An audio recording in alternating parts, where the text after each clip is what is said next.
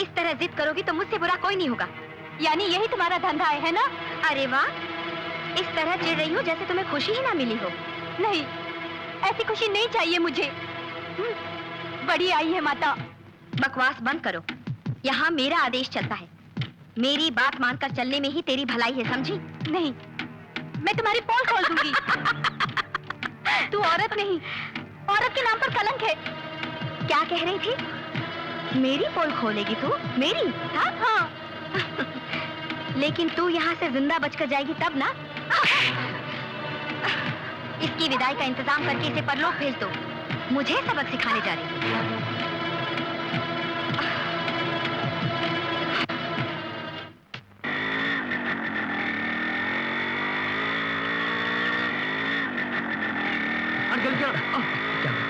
क्या बात है, क्यों भाग रहे हो? वहाँ एक लड़की फांस लगा के मर गई। क्या? हाँ।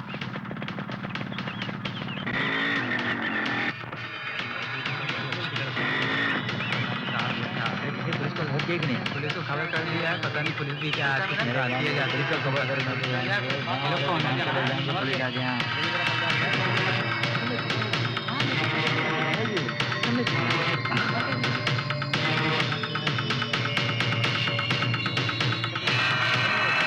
हम जिसकी तलाश में आए थे ये वही लड़की है।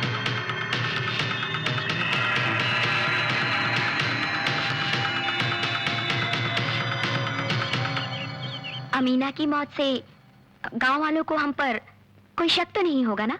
देखो देवी, यहाँ के गांव वालों में इतनी अक्ल ही नहीं है। हम दोनों की बात को ही वो सच मानते हैं।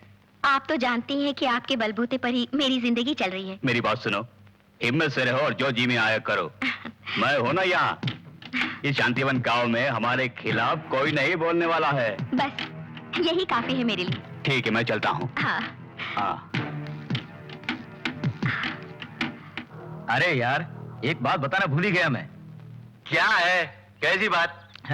शांतिवन गांव में एक नई डॉक्टरनी आई हुई है। इतनी खूबसूरत है कि उसको देखते ही मैं उस पर लट्टू हो गया। अरे हमें ने उसे पहले देखा था।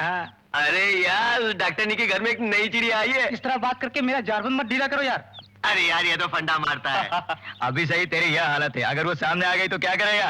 अरे सामने आई तो मिलना ही पड़ेगा। यही ना, भूत प्रेत के बारे में लोगों के मन में जो गलत धारणा है उसे बदलने आई है वो। उसे हमारी मदद की जरूरत है।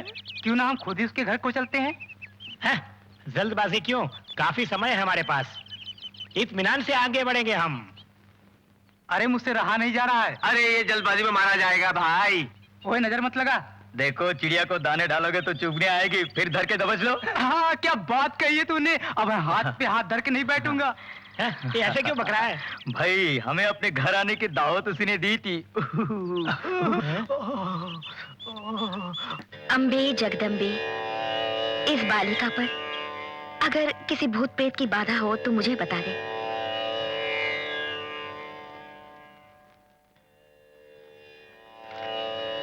दाम्पत्य जीवन में बंधे कितने बरस हुए? 7 बरस हुए माते।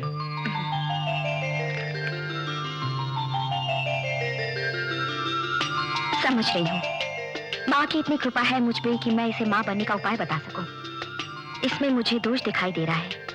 अगर नींबू काटते वक्त उसमें से खून निकले तो समझ लेना कि दोष है।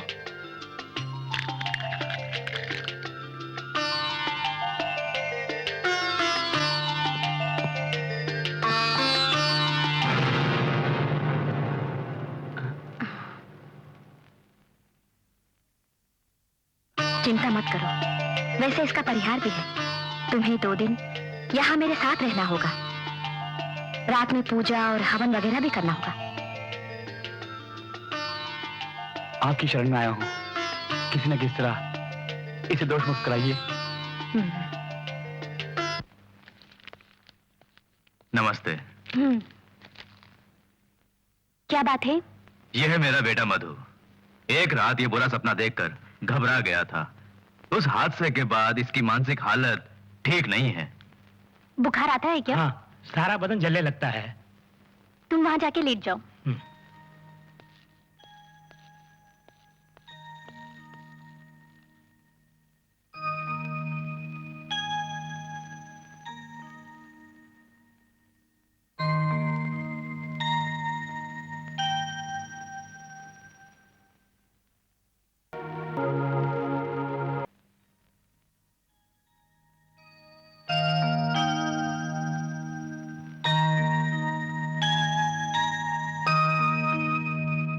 फिलहाल आप दिन भर इसे यहीं पर रहने दीजिए।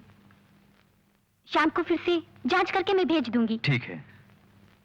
अब एक इंजेक्शन लगा देती हूँ, आप शाम को लेने आ जाइएगा। बेफिक्र जाइए, मैं हूं ना यहाँ। जी अच्छा, मैं चलता हूँ।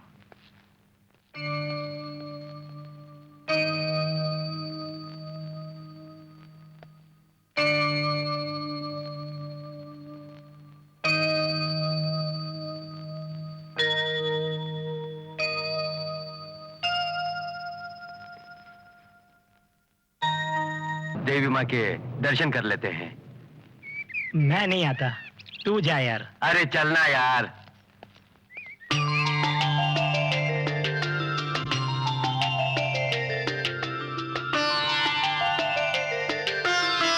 नमस्ते माता। तुम शायद कुछ दिन पहले भी यहाँ आए थे। अब हाँ। तबीयत कैसी है तुम्हारी? आपका हाथ सर पर लगते ही मेरा सर दर्द ठीक हो गया। फिर से कोई परेशानी नहीं। ये कौन है? ये मेरा दोस्त है। जरूर कोई बाधा है इसे। सो तो है, मगर इसके घर वाले आपका दर्शन करना नहीं चाहते। फिलहाल इसका ट्रीटमेंट डॉक्टर मारिया कर रही है। माफी चाहता हूँ, डैडी के लाख कहने पर ही डॉक्टर से मिलने गया था मैं। मेरे यहाँ आने वाले मरीजों को रोक रही है डॉक्टर मारिया। मैं ये अच्छी तरह से जानती हूँ। देखिए, मुझे पूरा विश्वास है आप पर। यहाँ आकर दर्शन करने को जी कर रहा था मेरा। चाहे कुछ भी हो, लेकिन उस डॉक्टर ने से इतना बता देना कि टक्कर ना ले मुझसे, बहुत बुरा होगा। मुझे पता है कि गांव वालों को बचाने के पीछे उसका मकसद कुछ और ही है। बहुत पछताएगी वो। उसका एक ही बेटा है ना? जी हाँ, महेश। वही बेटा उसके सर्वनाश का कारण बनेगा। तुम क्या सोच रहे हो ये मैं अच्छी तरह जानती हूँ। क्षमा चाहता हूँ माते। बेलगाम घोड़े को तो हम फिर भी काबू में ला सकते हैं, लेकिन हर पल चंचल रहने वाले मन को काबू करने के लिए साधना करनी पड़ती है। समझ रहे हो ना? जी। मेरी इस बात पर गौर करके अगर इसे गांठ बांध के रखोगे तो तरक्की करोगे। हमें इस पतंग रूपी मन को काबू में करना ही होगा। तुम जाओ। जी।